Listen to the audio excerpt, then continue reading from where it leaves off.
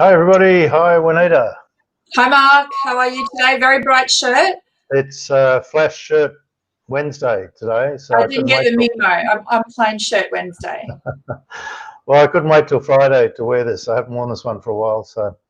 But welcome everyone to Estate and Succession Mastery, and great to be back again. I mean, there always seems to be something to talk about, Juanita, which is great, and it's nice to get comments from people who've been watching what we talk about, and so that we've been able to help them with some of the thoughts in regard to some of these issues. So, well done, Juanita. Right. I'm glad to hear we do have viewers that appreciate. We do, and we're going to have more because I'm putting this on I'm going to create a special website for these recordings, so people can go back and have a look at the previous ones and so on. But there's a topic we kind of talked about last week, Juanita, and it just sort of coincides that this week, next week, I've been speaking with a lot of the children of clients in regard to having the conversation, starting the conversation between the generations, opening up the dialogue. And, I'm not a great believer in family meetings because I think family meetings, the children sort of sit there and defer to their parents and defer to the elder siblings or the more vocal of the siblings and so on.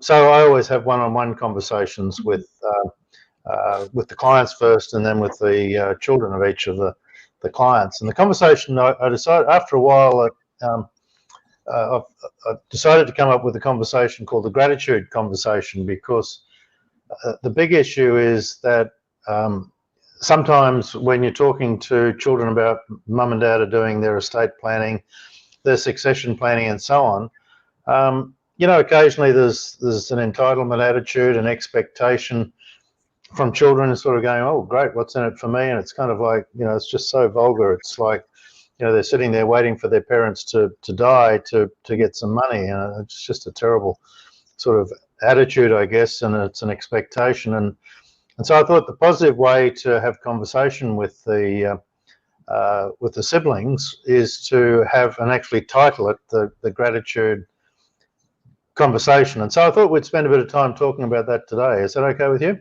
Yeah, that sounds really good. I know I've heard you speak a lot about this, and your experience with those one-on-ones is certainly you've got a lot of that experience, and it's very, very valuable.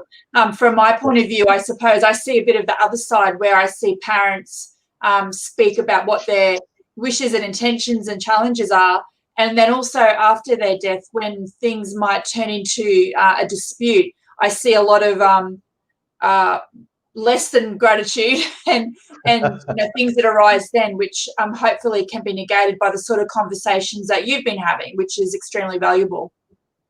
Yeah, thanks, Janita. Look, you can't win these conversations all the time.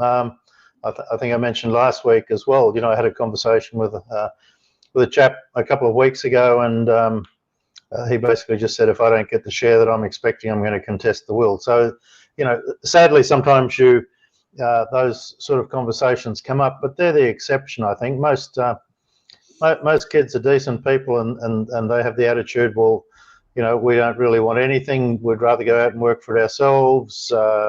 All those sorts of things that people say, where they'd rather create something themselves than sit around. And it's just so morbid, sitting around waiting for your parents to die to sort of fall into some wealth. So I want to go back and just sort of dissect exactly what an estate plan is. So when parents come in and talk to you about putting their wills in place, Juanita, I'm just going to use the word. It's all about gifting, isn't it? It's about, if something happens to me, I want to leave a gift for my children, my grandchildren, my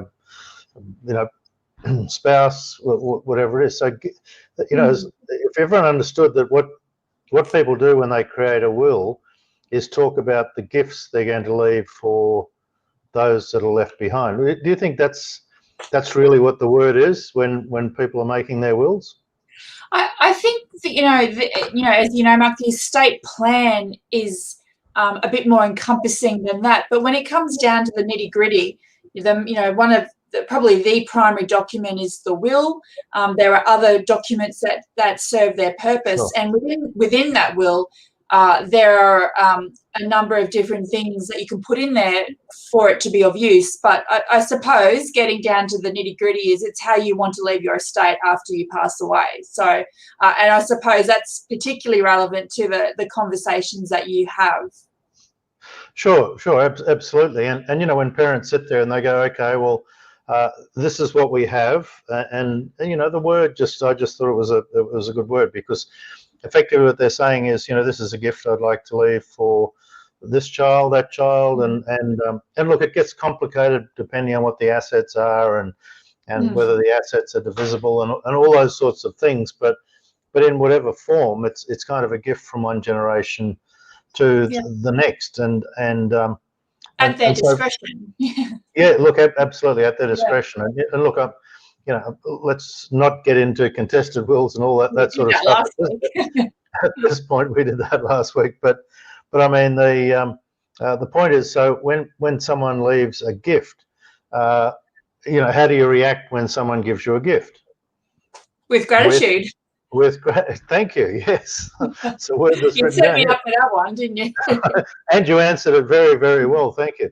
Yeah. When someone gives you a gift, we're all brought up, I would believe and hope, that you receive gifts with gratitude. You don't sit there at once you get past the Santa Claus stage, you don't sit there at Christmas time sort of saying, well, I have an expectation that I'm going to get this, or I'm entitled that I should get that. Yeah, great point. You're just grateful for and certainly in my age, you're grateful that anyone remembers it's Christmas and they give you something, and you're just grateful for the fact that they turn up. I mean, you don't even expect. It's not an expectation of receiving gifts at Christmas, for example. It's just, we're so grateful that we were all able to get together, and so hence gratitude to me was just a great way to have conversations with children to level, and I'm going to use the word, to level their expectations about what an estate plan and a succession plan is all about. And so one of the questions that I like to start with is, imagine all the families sitting in the lawyer's office, and mum and dad have passed away, a week or so ago, and all the siblings are sitting in the lawyer's office, and the will's being read. I like to ask the question of people. So if I was asking of you, I'd say, Juanita, what's the outcome which you would feel would create fairness for all, and that you'd be grateful that mum and dad had thought to leave something for your benefit. And what's your thoughts in regard to wording it that way? Yeah, well, it's interesting, the wording fairness to all. So it immediately turns your mind to not just you. It's not all about you. It's about the family and what's fair to everyone in the family. So I think that's really useful wording to turn the child or whoever it is their mind to that. It's not all about them. Yeah, and look, so what I'm trying to do is create mindset here, I guess, and that's the so the follow-up question to that is, what outcome would enable everyone to walk away feeling blessed or grateful that the parents had left you a gift? And so, once again, talking about, that it's a gift. You're talking about gratitude. You're talking about, you should feel blessed that there was something there. I mean, it's funny. Sometimes I say to parents, for goodness sake, if the kids are going to be dicks about this, sell the whole bloody lot and go and buy a unit on the coast and enjoy it and spend it all. Go traveling, yeah. Yeah, and sometimes if there's not a sense of gratitude around what mum and dad are trying to do for their family, I mean, the reality is, that's what I'd encourage parents to do. Go and enjoy it yourself. You've earned it. No one's, all these people have an expectation. There's no gratitude. Then really, you've spent your whole life creating this, and maybe you should enjoy it yourself. And the words I'm trying to avoid, Juanita, in these conversations with the kids, and look, 95, 96% of all the people I've dealt with really do, when they think about it, they're not sitting there, waiting. They're not sitting there with an expectation. They really are grateful that they're being given an opportunity. And the words that I think are bad words, for example, are jealousy, expectation, entitlement on one side of the equation, and joy, gratitude, and feeling blessed is kind of the words on the other side of the conversation. And so my opportunity with talking with the children is to make sure that their mindset is really engaged with gratitude and joy and a feeling of being blessed that mum and dad have been able to give them a kickstart, to give them an opportunity, and so on. What are your sort of thoughts around that? Yeah, it's a mindset, isn't it? And again, it's those sort of words turn the mind to a different train of thought as opposed to an expectation. But I was thinking, Mark, and you might be getting to this later, but I'm sure that you have come across children in those conversations that have perhaps, for want of a better word, been led on or sort of suggested they'll receive something by the parents, and maybe things have changed. So I'd be interested in how you deal with that situation where where the child, through no fault of their own necessarily, has been led to believe something, but things might change, and you've got that, but they might not know that yet. Yeah, and look, you raised a good point. And the other side of that coin too is where parents may have already given one child a hand up, a leg up, a kickstart, and that probably more than anything else leads to an expectation that well, you did that for Harry, or let's not focus on Harry. You did that for Fred, so what are you going to do for me? So, and how long has it taken us? 12 minutes. 12 minutes. I know what you're going to say. The C word. The real issue here is communication. Once again, it's when you do something for one child, it's all about communicating why you've done that, having conversations, or someone having a conversation with the other kids saying, Johnny has come, and we've decided we're going to give Johnny an advance or a loan, for example, to buy their first home. They're struggling a bit at the moment, so we're going to help them set up this business or whatever it is. But have the communication, and at least then you can explain. And look, what we've done in our estate is.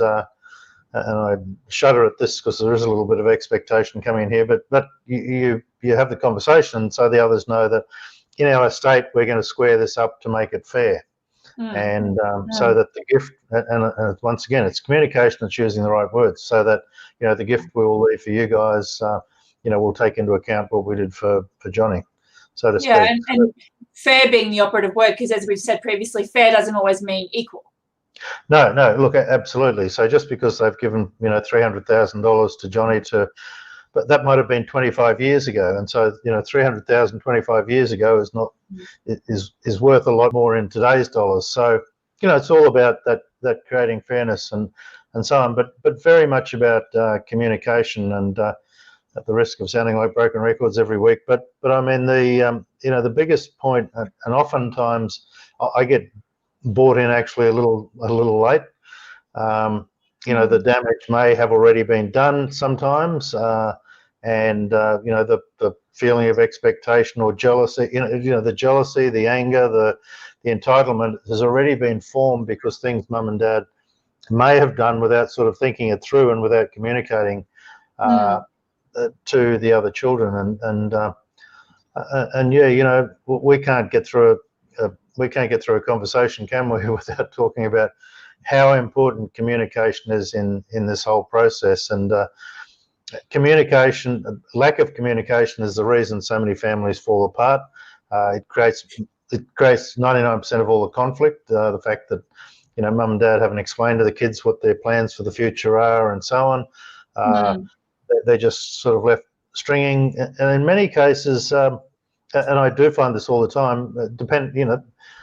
People around, sort of 60 and above really, really struggle with having conversations with their kids in regard to what the plans are for the future and so on. And remember, there's two parts to this too. There's, if mum and dad get hit by a bus, well, that's the urgent, and that's the estate plan. But even in regard to the succession plan, they just have an expectation that the kids are going to work there for 30 years, and and the kids, have an expectation that because they've worked there for 30 years, that the farm is going to be swinging their way as well. So, all these issues, and then the other kids get jealous and angry and all that sort of stuff. So probably worth pointing out to some people, because it's not obvious necessarily, that succession planning is planning of a transition of your wealth while you're alive. So it might be the change in your business, and making those changes and those gifts, etc., while you're alive. But it's particularly with business and entities and that sort of thing.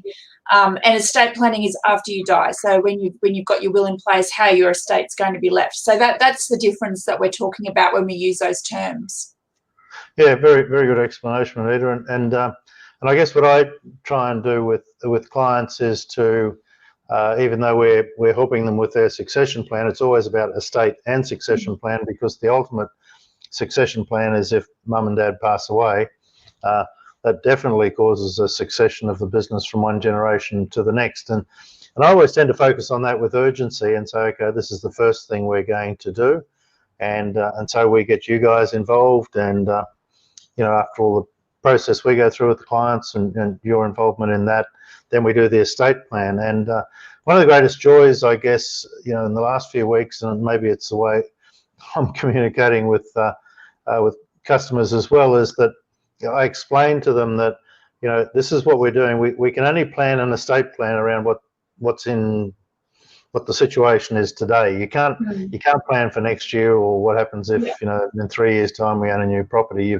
You've got to assume that the people have died last night and make the plan based on that. And that's probably the first thing. But and I'll come back to you for your thoughts on this. But the second point is, and I say to each of the kids, the siblings, is that so the conversation we're having today about the succession, the estate plan.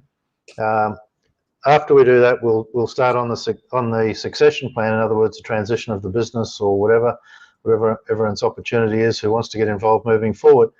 But I'm going to come back every year and have a conversation with you, because this time next year, mum and dad might have bought another property.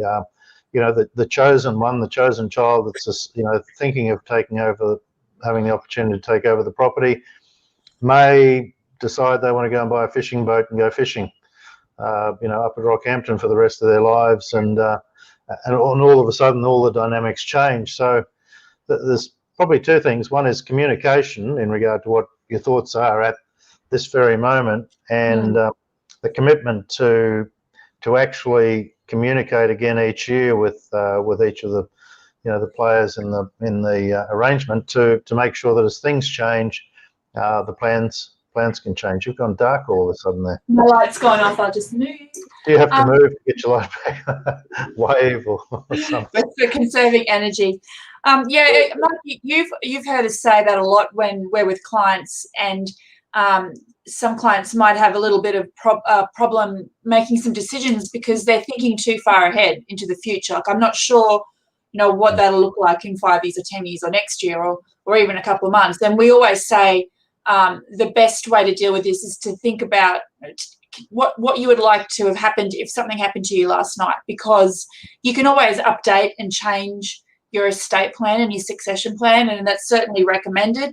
Doesn't mean you have to go off and necessarily change it every year or every 2 years, because it may be that it fits, but it's always important to review it, because as you say, things can change. But when you're putting it in place, it's always about the now. It's if something happened to you last night, what does it look like for you? What would you want? Yeah, and that's it's been the case with many clients this year that have children that are under the age of 18. They might be, even under the age of 21 or 21, and they still really aren't sure whether they want the opportunity to come back onto the land or not. Exactly. And what I explained to them is, well, this is what we're doing right now, is setting up. So the estate plan has to be about now. So, if right now you don't know what you want to do, then we have to create the estate plan based on that. But in 2 years' time, if you've decided you're sick of backpacking around Europe and you want to come back and you want the chance to have a go at being involved on the farm or the property, whatever, or the business, then we adjust the estate and succession plan at that time. And and once again, just keep coming back to keeping the communication open, because things change all the time. I mean, kids are going to get married, they're going to get divorced, they're going to have their own children, you're going to buy a property, you're going to sell something, travel, work, yeah. Yeah, mum and dad get sick, and all of a sudden a whole lot of cash has to come out of the business to, for aged care and all these sorts of things. So the whole process is never a static one, but you can only ever plan for today, can't you? That's right. Yeah, absolutely. And I was thinking, Mark, as you were talking before about the conversations you have with the family members, we've spoken about, speaking communication with the parent and the children, and you have those meetings with the children, particularly one-on-one. Have you seen any instances where it's been useful, or maybe not, where the children get together and talk things out with each other? Is that something, I wouldn't imagine it's something you see often, but maybe you have? No, to be honest, not so much so far, but it really depends. What I like to do is have the first conversation before everyone starts talking to each other, because what I find is that the real people's real feelings, real thoughts, and real dreams come out in a one-on-one conversation. Now, after the event, and I find it very rare, and I certainly never recommend it, and it would be rare where, two kids might say, you know what, we actually do want to go into business together. So two of the siblings say, yep, they'd like the opportunity to work together to take over the farm and so on. And I mean, that's obviously very rare. And I mean, the truth is too, the minute they get married to someone else, the risk of that just turning to dust is very, very high. So we don't try and encourage that, but certainly, there is an opportunity, because, for example, you might have one child that is going to take over the family farm, and there might be a younger sibling that's just fresh out of university or something, and they just want the opportunity to maybe work on the farm for 2 or 3 years to work out what it is they want to do in life. And so those sorts of things, are conversations where I might get a couple of the kids together and say, well, look, this is what Johnny's thinking of doing. Let's all get together and the three of us have a chat about that. So you can then plan accordingly. But just coming back to the first point is, it'd be a pretty rare day that I would recommend that you leave assets jointly to. We've talked about that. Spoken about that before, and I think too, to be brutally honest, it's also useful for you in that sort of situation to talk to the child one-on-one without their spouse as well as with their spouse. Would that be right? Because I sort of see a lot of times that there's some influences that can come through spouses, and sometimes it's helpful to have a one-on-one without any other influences into that conversation, but also obviously having a conversation jointly. Yeah, absolutely. Look, I learned, it was only last year I learned never to do that again, and I mean never. That is, have a conversation with the child and their spouse. The reality is, I now only have conversations with the children, the blood children. Okay. Well, I might say blood because it might be children have come in through adoption and all those sorts of things. So the actual children of the clients, the parents, I only speak with them individually. I don't speak to them together, and I certainly am not interested in speaking with their spouses because it's family money. Mum and dad have engaged me. It's their money for their children. And I hate to sound callous and cynical about this, but I mean, spouses can come and go. The divorce rate is 50% roughly. So, if you've got 4 kids, I mean, I have to look at the worst case scenario for the clients and say, look, chances are if you've got 4 kids, 2 of your kids are going to get divorced. I know it sounds brutal and terrible, but I mean, that's the truth. That's the worst case scenario. Well, it's close to the worst case scenario. So I don't want to be having conversations with their spouses, because the way we'll be helping the clients will be to make sure that it goes into a trust for their child, not for the child and the spouse. It'll be for the child and the children of that relationship, so that whatever happens to the marriage, the assets are protected for the bloodline, so to speak. Look, I was about to say that's a real concern we see majority of times, isn't it? Keeping the wealth in the bloodline and passing down to the generation. And sometimes people are a bit hesitant or ashamed or nervous to say that, but it's that shouldn't be the case, because you'd be surprised at the majority of people that we see. That's a real priority for them, that the wealth that they've generated for their family gets passed down to their children and their grandchildren, etc., and stays within that bloodline. And there's ways we can do that, as you know. Yeah, I mean, most people don't want their wealth to dissipate to their son or daughter-in-law's next marriage partner, who they haven't met yet. Correct. And probably don't want to. To be really honest, yes, correct. So probably don't want to meet. But no, that's a very valid point. But having said that, once I've had a meeting with all the siblings themselves, and we're further down the track, more than happy to have a conversation with the child and their spouse. And I'm brutally honest with the spouse and explain how the testamentary trust is going to work. And so there's no confusion whatsoever that, if they do separate, we don't want people sort of going, but I thought I was going to get half the farm. Yeah. So to speak. So all that sort of stuff. But it sounds like we're being really mean to the spouses here, but there's also ways for them to be provided for, via income, etc. So it's not like they're going to be shafted and, left out on the bare bones themselves. There's, it's just a conversation, isn't it? And it's a way that things can be structured to achieve the end goal. Yeah, in fact, it's been interesting. This just within this last week, there's been 3 different siblings I've had conversations with, and I've explained to them as part of the process that they need to get life insurance, for example, because if anything happens to them, before they and their new spouse have children, well, in some cases, like if it's come down to one child, say there's 5 kids, and the farm has come down to one child, and that child's married, but they don't have any children.